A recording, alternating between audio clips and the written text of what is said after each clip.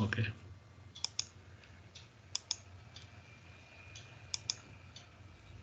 So yeah, let's continue. So here actually, so far we just mentioned about system calls and say that actually system calls are used to like provide the services of the operating system to the application program, right?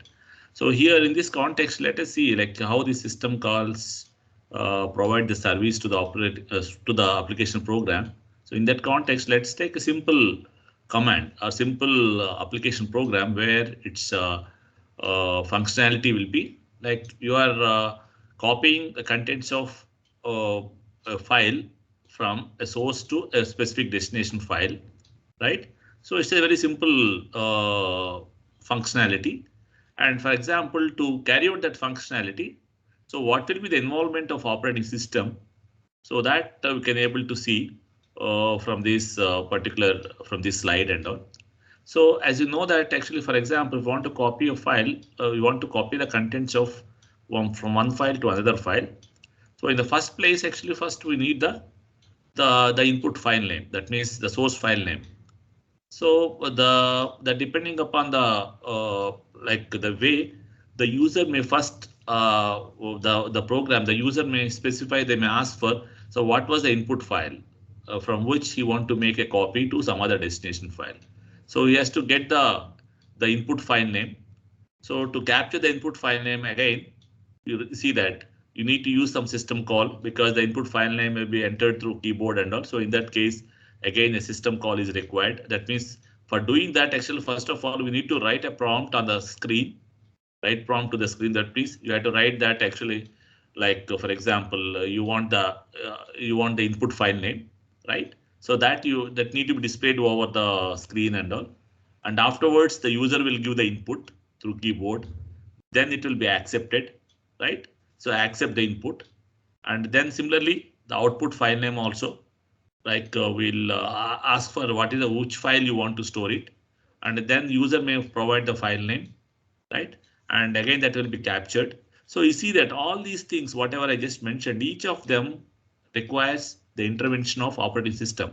That means operating system has to perform the service, like it has to display a message on the device, and afterwards when the user enters through keyboard, then the operating system should capture that, right?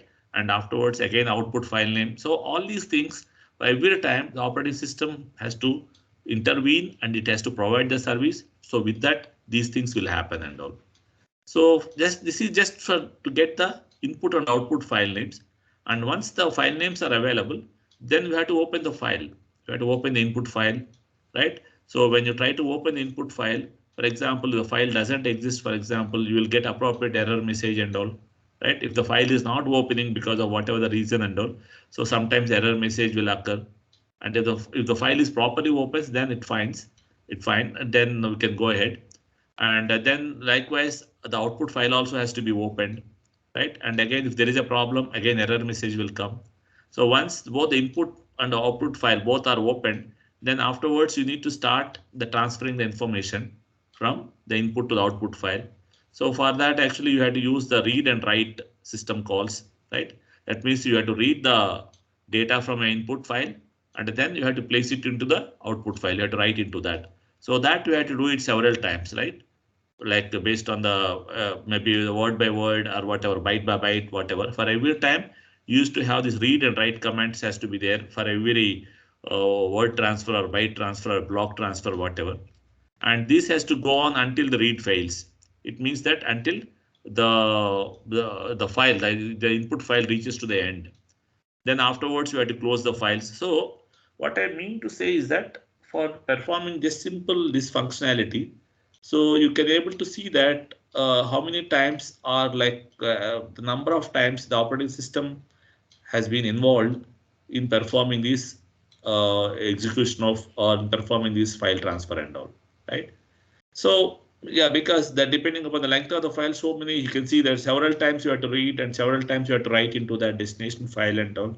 So all these things for performing these, you can see that this is a simple example where you can able to see that how the operating system will be involved in carrying out the user task or user application and all. right? And as I mentioned that these system calls, here you can see all these are system calls, right? You can say the read is a system call, write is a system call, right? And afterwards opening the file and inputting the file name and then sending error message. So all these things are the system calls, right? So for handling the system calls or for accessing the system calls, as I mentioned that, for example, you want to read something, right? So for that, actually, we don't use the directly, we don't call the system call from a user program, right? So instead, actually, there will be some interface will be there, like application program interface. So that application program interface, it suggests or it provides the varieties of functions that are required, that are suitable to make use of the system call.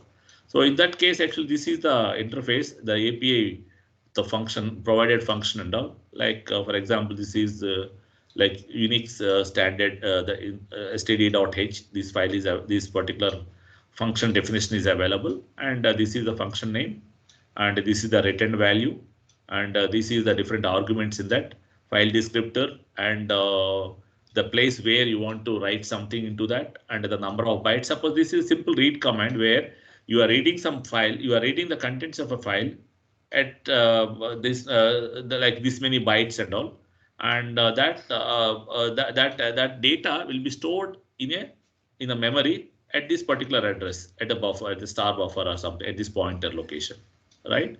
And then these are the different arguments, and here the return type is that how much of data has been transferred. So that is a return type of this particular function and all. So that way, this is the function that is provided by the API. So with that function, this particular function will be called from the user program, and this function call will internally will call the appropriate system call and all. We'll see that how it will be called and all. Yeah, right. So how the actual system call will be implemented? As I mentioned that, suppose you want to take any service of operating system, for example, you want to read a file, for example, read some number of bytes of a file particular, and then you have to write into the particular at a particular location. Then in that case, actually here we will call the system call. That means we'll make use of the system call, the operating system service through an API defined function, right? So, but how it is actually implemented, how this API will call the system call and it will be executed. So these things are basically, so the whatever the services that are provided by the operating system, so all these are provided through system calls only. So all the possible system calls, they are properly numbered. They are numbered. Suppose, for example, an operating system will provide services using some 100 system calls or 200 system calls, for example. So all these system calls are properly numbered, right? And then it provides an interface in the form of a table where the table lists out the system calls addresses and all, and indexed by the system call number. For example, you can see in the next example, it may be there. Yeah, for example, here you want to open a file, for example. So for that, the user program will make use of API function, and with that API function, it will it starts executing, and that API function will internally will implicitly it will call a system call. So how it will perform the system call? Because as I mentioned that all the system calls are as they are like indexed, as they are uniquely identified by specific numbers and all. So for example, this open the API function. So it means that you have to open the file, for example, and that opening a file will be carried out by a system call with the ID of I, for example. So what it will do here when you call this particular when you want to open a file, so you use a particular function defined by the API, and that API will provide will mention that number, the system call number, in some register and all. Then afterwards, because it requires a system call, so therefore it execute a trap instruction. The moment once the trap instruction is executed, then what happens? Then the mode of the operation will be changed from 1 to 0. It means that it will go to kernel mode. And whenever it goes to the kernel mode, first the kernel, the operating system will look at a specific integer and specific register, the register that holds the system call number. because the system call number will be placed by this API, that function call and that particular register contains the specific system call number, and then with respect to that particular system call number, then the operating system will go to that particular table at the ith location, and whatever the address is there, that address is nothing but the starting address of the open system call, and it will go on, and then these open the starting address will be placed into this our PC, and then the CPU starts executing the system call and all in the kernel mode. And at the end, when you return that, at that time, just before returning that, the mode bit will be again set to 0 and then return to the location where the particular system call or the particular API function has been called. Right. So that way here you can see that the system calls are implemented by using the API function calls. So this particular function, API, whatever the function, it just calls for a open function, and this is the API function defined. And then defining means here the way it will be done is that actually here this particular function requires a system call, means whatever the system call number that will be provided, that will be placed into some register, CPU register, and then the trap instruction will be executed, and with that the mode bit will be changed, and then afterwards the operating system will look for the contents of this register, and as per the register contents, then it specifies the number, and then it goes to the particular table entry, and there the whatever the location, whatever the address is there, that address will be placed into the PC, and then it starts execution of that. So this is the way the system calls will be actually implemented. And this is what I have mentioned. This is over here and all, right? Okay. And then, then when you're executing, when you're performing, when you want some some OS service, so it is carried out by using system calls, right? The system calls, again, it expects some parameters. Suppose if you want to perform a copying, for example, so the system calls also required, like how much of data need to be copied, right? And what are the input file, what is the output file? So those data, those specifications or parameters also required for the system call and all. So here in this case, how the parameters will be passed to the system call, right? So earlier, actually, the system call, we will activate the system call or by using the function defined by the API, right? And then how to pass the parameters to the system call. So there are different ways. One way is that actually, as we are already familiar, like in the case of normal function calls, the way we do, the similar way here also we do. Like, for example, to pass the parameters to system call, we use some specific registers. So with the registers, we can able to place the parameters, whatever is required for the particular system call, we'll place into those registers and all. But since we have a finite number of registers, limited number of registers, if the number of parameters to be passed is more, so in that case, just by using registers for passing the parameters may not be work it out, may not be sufficient, right?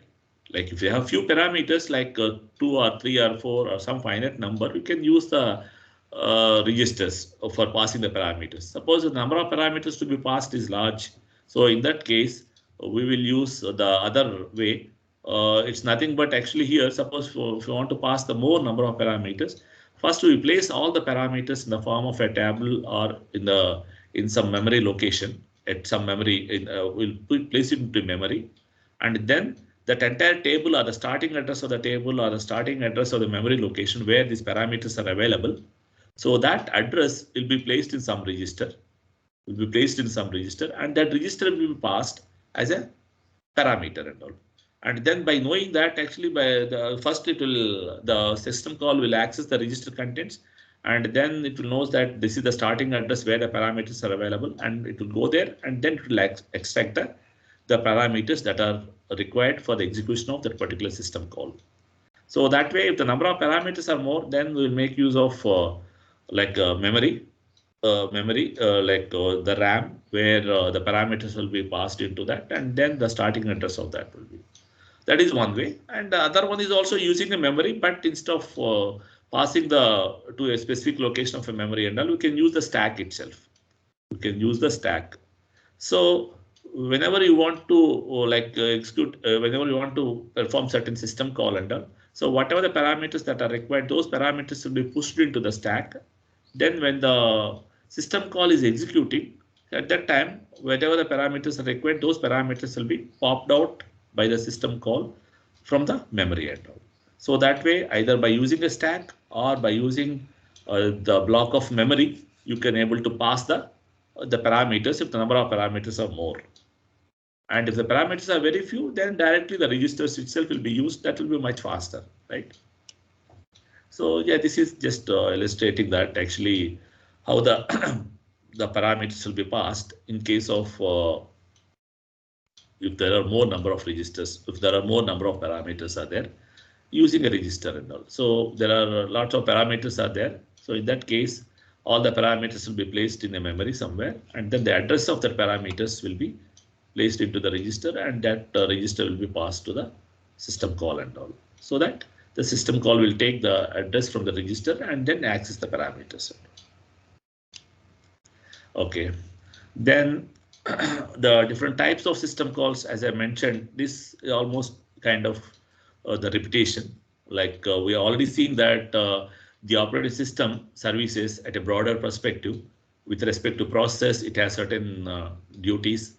With respect to the memory, it has certain responsibilities, and kind of IO devices and other peripherals and storage or file manipulation. Likewise, in several aspects, operating systems have certain functionalities or services to carry out.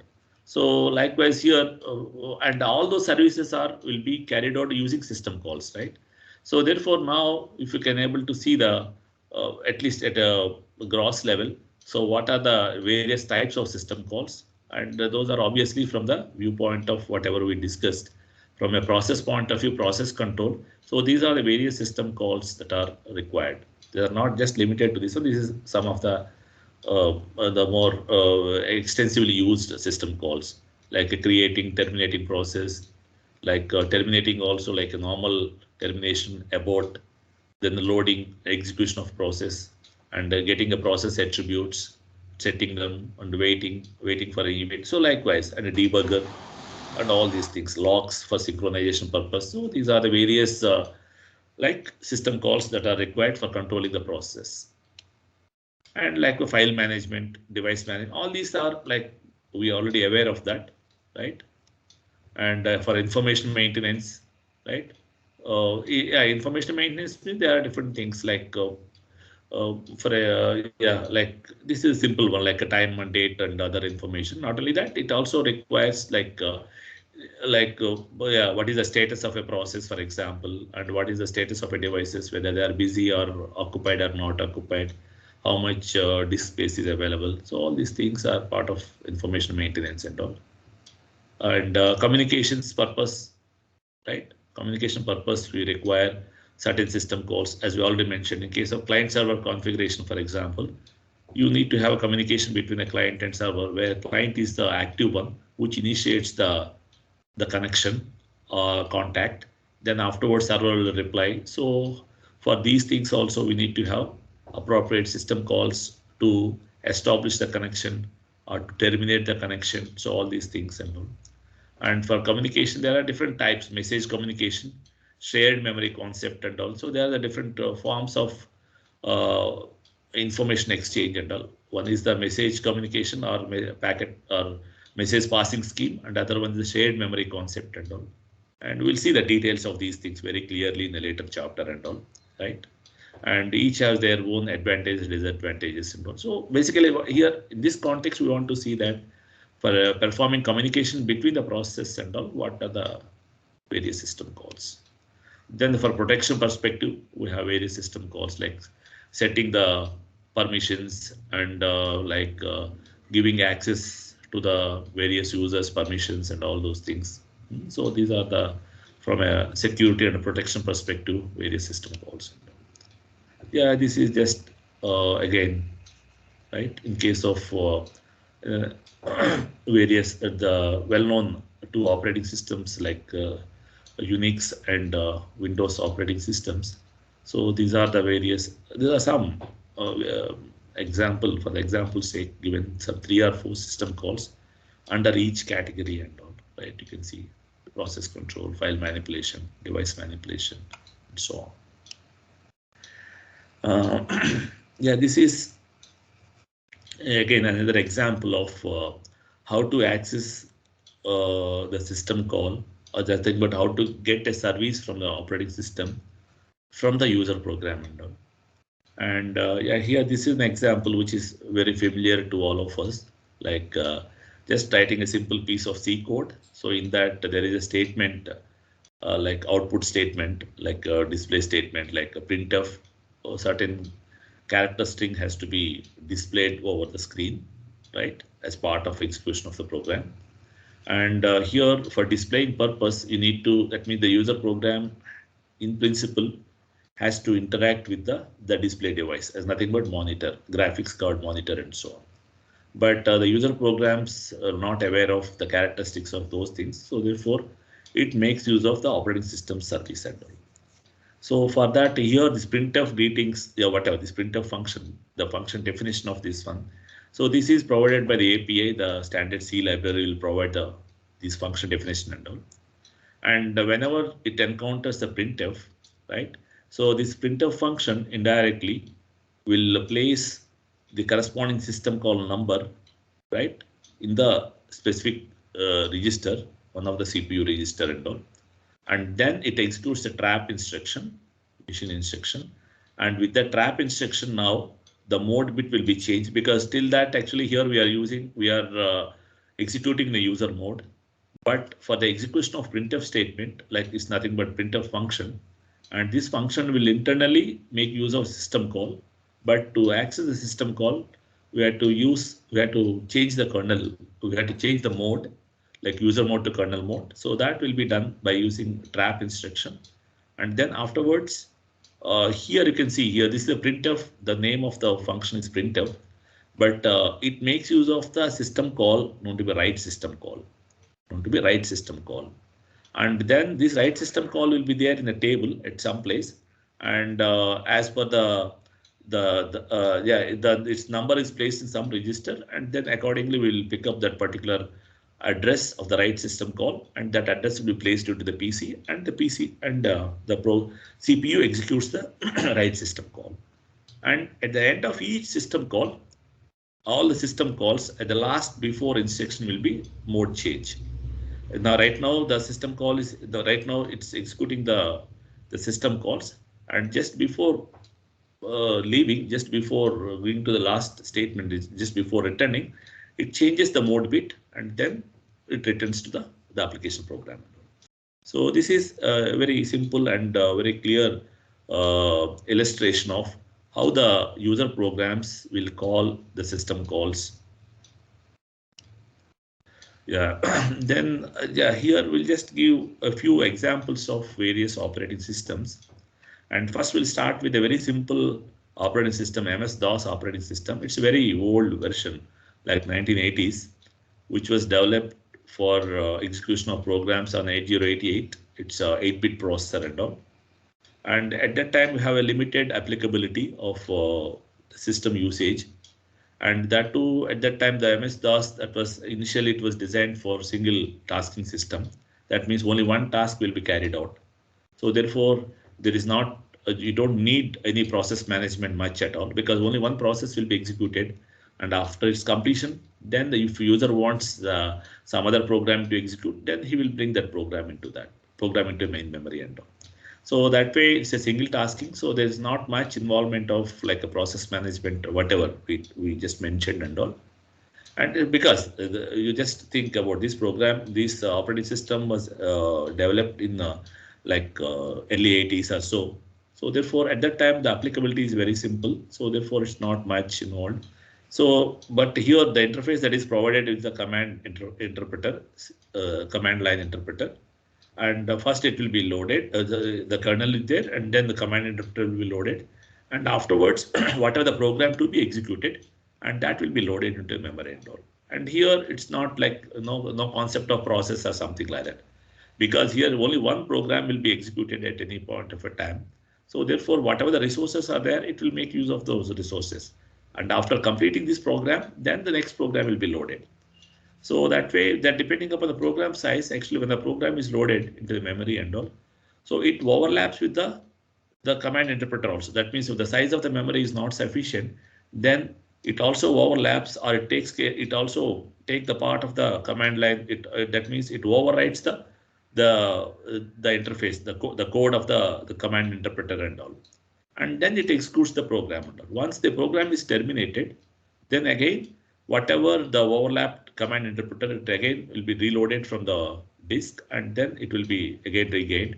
So likewise, here the functionality of MS-DOS is very limited. Just loading a program and then its execution.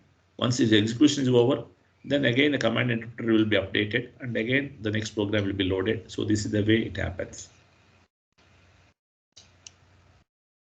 Whereas the BSD, the operating system, it's the one version of the Unix operating system and all. And here it's multitasking. The one of its proper characteristics is multitasking. So it means that the multiple processes will be loaded into a system, and all these systems will be given concurrent access to the CPU.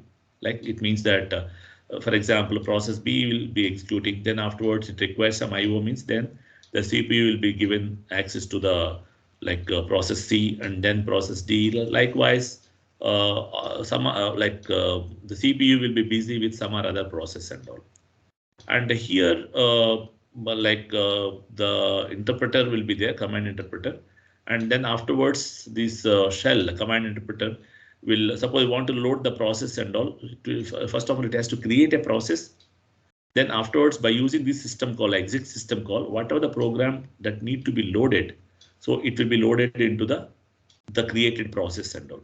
That means here, if you want to run any program in here, first of all, you have to create a process, and afterwards, whatever the program to be run, so that program should be brought from the disk to the memory, and it will be placed into a created process. Whatever the process that is created inside the process, the program will be loaded into that, and now it will be executed. So that way, here the processes are created and loaded by using these system calls, like fork system call and exit system call and all. And these two system calls are supported by the Unix and all. And then afterwards, once the process is loaded, then the process will be executed, right? Or otherwise the user commands will be executed.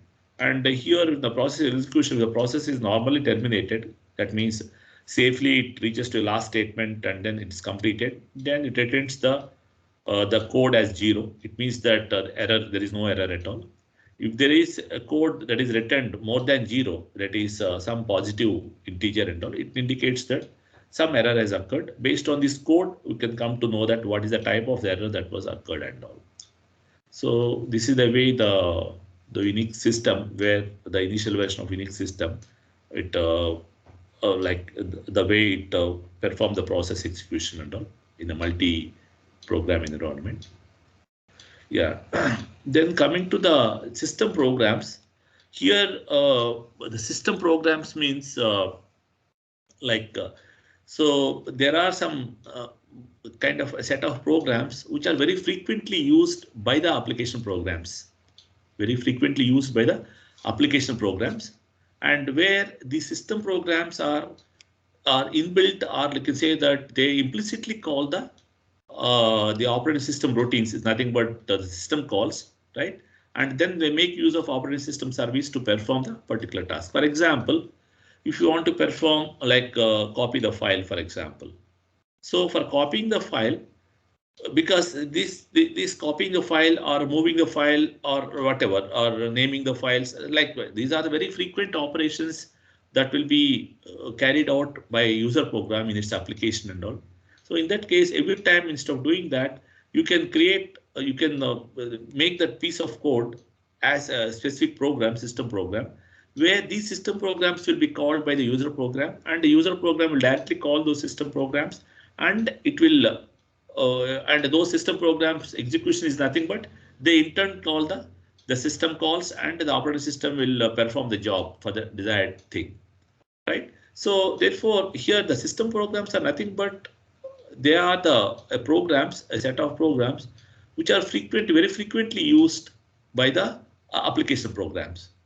Very frequently used by application program. So in that case, the application programs basically they use these system programs to perform their activity whenever they are required and all.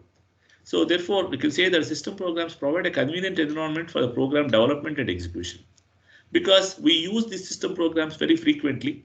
And the job of a system program is also nothing but whatever the most frequent operations or most frequent things that need to be required to by the application programs. So that will be supported by these system programs at all.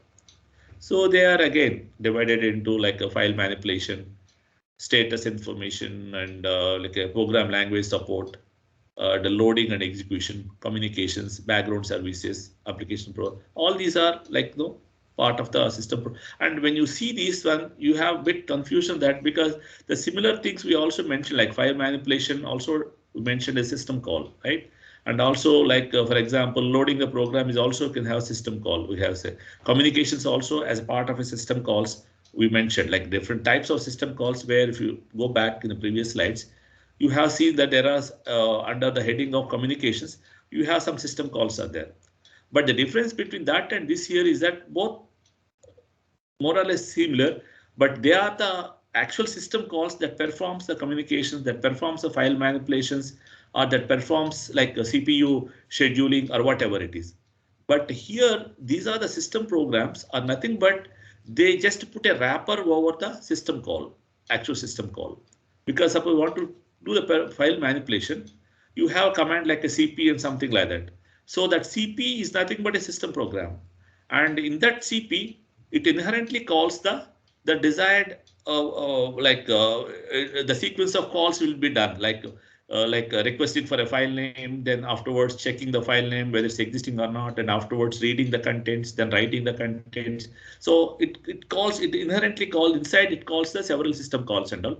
But for a user, for a convenient purpose, we'll make use of this system program, that is a CP, whatever the program is there, that we will directly use it in our programs, right? And that program, the CP program, the inside the CP program, if you look at, it calls the system calls by using the APIs, whatever is supported by the interface and all.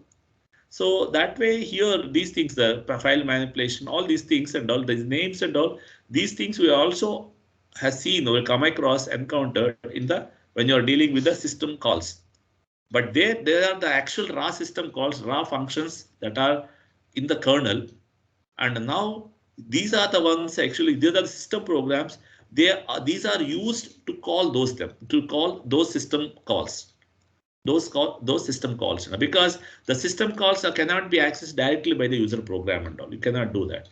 So therefore, we will make use of either system programs or APIs for accessing the desired system calls and all. So that way, yeah, you should be clear about what is a system program and what is a system call and all. Like there is, because the system programs inherently or implicitly to carry out to execute a system program, it implicitly call the system calls, right? But the system call is nothing but the actual raw functions which are supported, which are present inside the kernel and all. So that's why for most of us, most of the users will view the operating system defined by the system programs, right? Not the actual system calls. We don't know the names of the system calls and what system call is meant for what. So those details we are not aware of that. We use the only system programs, and using those system programs, we access the system calls. Yeah, right. So if you look at here, yeah, these are again, as I mentioned, like this is just elaboration of the different system calls and system programs. File management, you can see create, delete, and status information, just indicating that what is the disk space that is available and how many users were there and which user utilizing how much of memory space and all. So all the details, right? And a kind of a file modification, right? And then the program language support is nothing but compilers, assemblers. So these are known to be come under the category of system programs and all. And programming loading and execution like kind of loaders, linkers. So those things, this we discussed in the architecture and all. So these are the part of system programs and all. And for communication purpose also, as you mentioned, like in the client server configuration or whatever, there you have the for establishing a connection, releasing a connection, then maintaining the connection, and the communication between or the data transfer between the two ports or the two entities and all. So that will be carried out by the system program and all. So how it is doing? It is like the easier way. It's a program where it internally it calls the system calls and make and carry out its job. But for the user, for his convenience, you will directly use the system programs inside these application programs to perform the desired task and all. So that way, these are the system program, like a background services, for example, right? And the application programs, they are also sometimes can be viewed as the system programs. Sometimes it is very difficult to discriminate between the application programs and the system programs and all, right? Like for example, you can see the web browser, for example. So that can be viewed as application program and all, but that also will be very frequently used by the user, like for like for example, when you're clicking something, that means you are establishing a connection. That means it internally uses some system programs and all, right? So these are the like you can say that one way that the system programs means actually they heavily use the operating system services and all most of the times, right? Then the like operating system, yeah. Then to perform these activities, like whatever I have mentioned, like so far, several system calls that will be supported by the operating system to perform its to carry out its services and all. So now we see that how do we design an operating system? Like we have seen that operating system from different perspectives, like user perspective, system perspective and all, right? And it has various services it has to provide, right? And again, those services also will vary depending upon the environments also. And now how to design this operating system? So for designing the operating system is, as we are aware of that, it is very complex one. It's not, there is no direct way of, it's very difficult to implement since it is very cumbersome and very complex program. It has to perform several activities and all, right? And the structure of the operating system is also vary widely, as we are aware of that. They're depending upon the user requirements and environments and all, like it varies drastically from one environment to other environment, from mobile to, for example, desktop. And so likewise, in case of server point of view, it has its own requirements and all. So it varies very widely. So just before going to that, to start, first of all, you should be aware of that. What are the objectives or goals of an operating system? It's nothing but what are the services it has to provide. Then it also should be aware of that. What are the specifications? It also what are the specifications? Specifications means what is the hardware configuration and what will be the application requirements. So these are comes under the various specifications. That means we have to define clearly what are the goals and the specifications. And this also depends upon the choice of hardware and type of system. Type of system means whether the system is interactive system or not, or whether the system is, as I mentioned, like a mobile system, or if it is some other client server paradigm, or if it is like a peer-to-peer applications, or some other like embedded system and all. So likewise, the depending upon the type of service, it varies, and also the underlying hardware also. Type of hardware, whether it's a single process system or a multi-core system, right? And how the various things are organized inside. So all these things also will play a role when you're designing the operating system and all. And another thing is that with respect to the goals and all, so the goals are like varies that depending upon the viewpoint. From user's viewpoint, there are certain goals, and from a system viewpoint, there are other goals, as we already come across. The same thing was mentioned over here also. Right. So these are the various viewpoints or various services where the operating system should deliver. So in that context, how do you design the operating system? So for that purpose, we had to make sure that what are the policies that need to be incorporated, and then how these policies will be like implemented, like the mechanism of implementing those policies and all. And these two things should be, as far as possible, we have to make a clear interface or separate more. We need to, these two things should not be clubbed. Like the mechanism should not depend upon the policy and all. Like you should have the policy and mechanism should be very much separated. Then you have a flexibility that later on, even if you change the policies also, you can use the same mechanism to carry out that also. So that way you can, these two things can be, should not be like clubbed together. And then coming to the implementation of the operating system, for designing and implementation of that one, like it varies. First, earlier actually the most of the operating systems are designed or like implemented using assembly language, because at that time the functionality of operating system is very much limited. We have seen in case of MS-DOS and all, where the operating system functionality is limited because there is no multitasking at all, multi-programming is not there.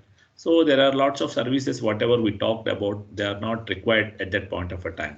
So therefore, they use the simple assembly language coding itself for writing the OS code. And afterwards, then the like system programs, that means afterwards they use the programming languages like this one, Algo and PL1 and so on. And now the operating systems have been implemented, can be written by using these high-level languages like C or C++. And now most of the operating systems are used a mixture of languages and all. It's not like a majority, the main body will be done with the C and all. And the parts which very frequently used and which has to be done very faster. So those things will be used, those things will be coded with assembly code and all. Assembly code, right? And the use of high-level language means the portability is very easy. And but once you use high-level language, it will be a bit slower, right? And you can use the emulation to allow the operating system to run on the different hardwares also. It's a kind of virtualization, you can do that, right? And so then coming to the structure of the operating system, as we have mentioned, so we'll see that what are the various possible structures which are existing and which are supposed to be. And here you can see the MS-DOS, we have seen that the operating system is very simple structure. We have seen that, right? And in case of Unix and all, you have more complex because it supports the multi-programming and other things. And then the layered one is the abstract, the actual, strictly speaking, if you can able to design the operating system in a layered fashion, in a very hierarchical layered fashion and all, and it will be very nice and very effective and all. But there are a lot of difficulties in that. That means the functionalities of operating system will be crisply dividing into the form of layers is very difficult, because there are lots of interactions that need to be taken place across the layers, across the various services offered by the operating system. So therefore, layered approach is a very good one, but dividing the operating system functionalities in a strictly layered fashion will be very tough. Then the microkernel approach means that very crucial, essential things will be kept under the kernel, and the remaining one will be placed into the user side or from a user domain and all, so that the kernel will become lighter and becomes more secured. And you can also do lots of extensions also can be possible. We'll see these things a little bit detailed one. And yeah, this is the MS-DOS, very simple structure. As I mentioned that this MS-DOS operating system was meant for designed in very early 80s and all, just to run on a simple processor like 8088 system, 8-bit system and all. So at that time, we have everything, all are constraints. Even the memory, sufficient memory is not available, right? So therefore, everything, they have a limitation of space. That means the operating system code has to be written in a very limited space, right? And if you look at this here, the organization and all, you can see that even the application programs can able to interact the device drivers and all, right? And there is some kind of a structure, but still you can see that the application programs can able to interact device drivers, right? So there is no clear layering concept there, but because at that time the functionality is very limited and you have constraints on the memory, also the size of the operating system. So all of them are very much like constraint. So under that, this was the operating system at that point of a time. But coming to the Unix operating system, right? And it is the Unix operating system. You can view that as a two different parts, like system programs and kernel, right? And the kernel is nothing but it's a very bulk part of it. You can see here, this is the kernel, like whatever is mentioned over here. And see that all the activities are placed in one place. It's a monolithic kernel and all. That means there is no layering at all. All the activities starting from CPU scheduling, processor management, IO management, like everything, all of them will be placed under the at one layer. And here for this, the above will be the system call interface to access the operating system by the application programs. And the below one will be the devices. They interact with the operating system using device drivers and all. You can see here disk or tape drivers and all, virtual memory, terminal drivers and all. So these are the drivers. So they will interact with the corresponding device controllers and all. So what I mean to say is that in the case of Unix, it has its versatile applicability like a multi-programming and other things and all. So all the functions it has to support various services. So therefore, the size of the kernel is larger, and all of them are placed in the one place, not to be monolithic form. So therefore, it is very difficult if there are any issues or troubleshooting or debugging and other things and are a bit complex that is involved over here and all. So the better approach will be obvious approach will be the layered approach, where the bottommost layer is the hardware and the topmost layer will be your users or user interface. Above that, your users will be there, and then the remaining layers will be that means whatever the functionalities, whatever the support the operating system should provide, because it has to provide the interface between the hardware and the users.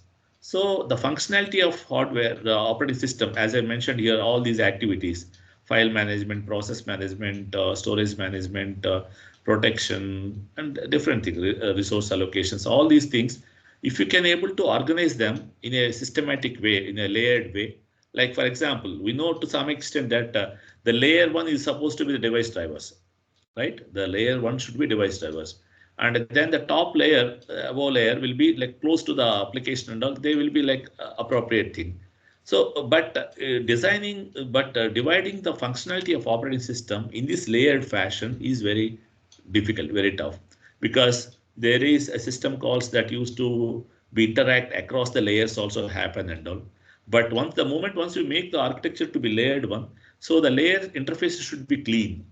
It means that actually each layer is designated to perform certain tasks, certain services, and these tasks or services will be utilized by the next layer, higher layer and all.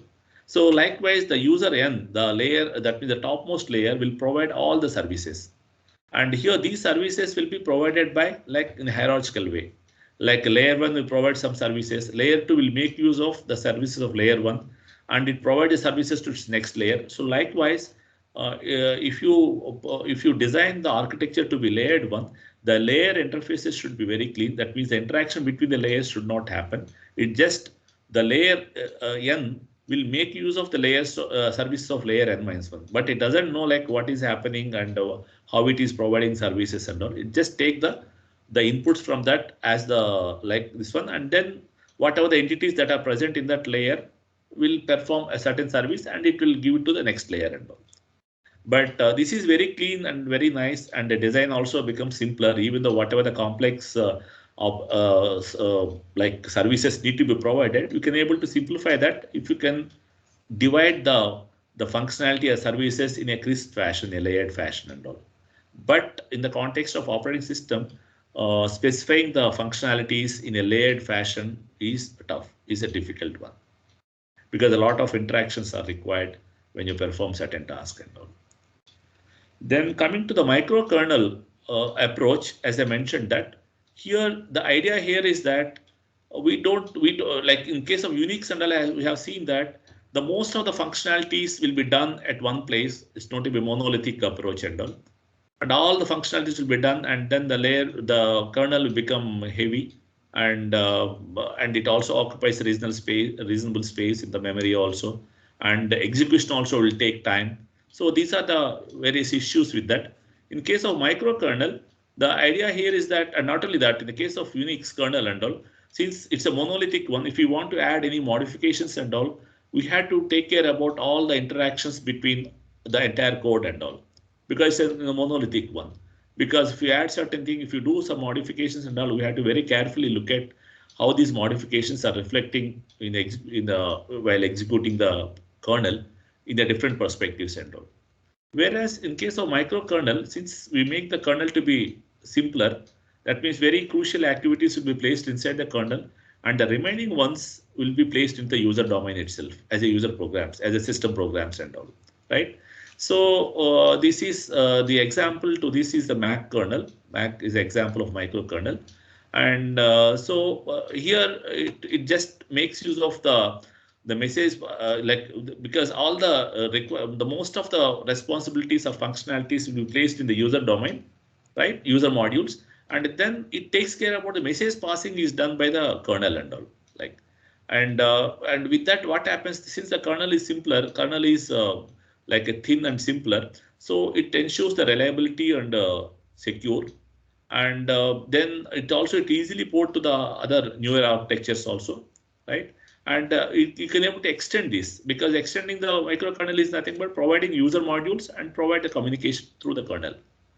But the problem or the limitation of this one will be, so even though you are providing the functionalities in the user domain, but the communication will be carried out through the kernel.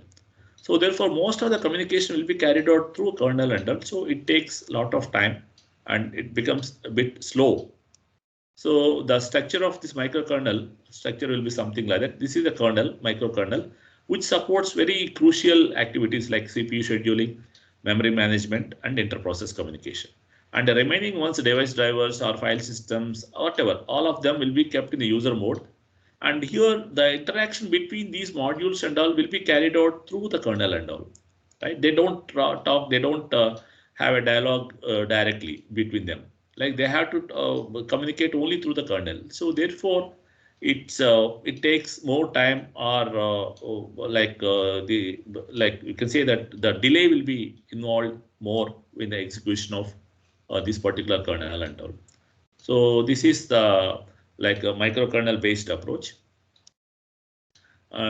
Similarly, there are other types like a modular one, where the idea here is that actually in case of modular one, the idea is that actually if you can able to design the kernel, well, instead of bulky kernel, you can able to split that kernel into different modules, and then where the essential ones, like in case of microkernel, whatever the essential activities are there, that will be placed into the like a core kernel, one module. And first this module will be loaded into the memory, and afterwards, depending upon application program requirements, it dynamically load the appropriate modules. Suppose a file, suppose the application program requires the file from the DVD, for example, then the corresponding driver will be loaded. It's not that initially then all drivers are not loaded at all. Whichever the driver is required, and the corresponding driver routine will be loaded. So likewise, whichever is required, based on that, the corresponding modules will be dynamically loaded. And once the modules are loaded and all, then these modules will interact directly. These modules, the communication between the modules will be carried out in a very seamless way.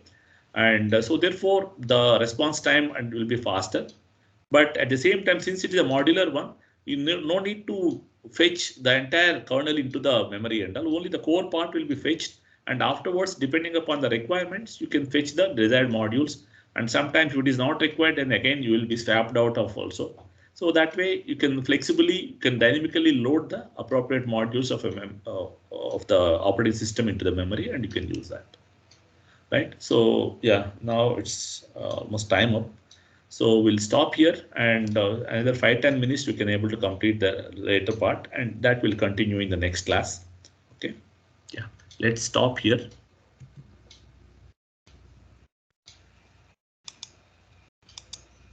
Yeah, I'll stop the presentation.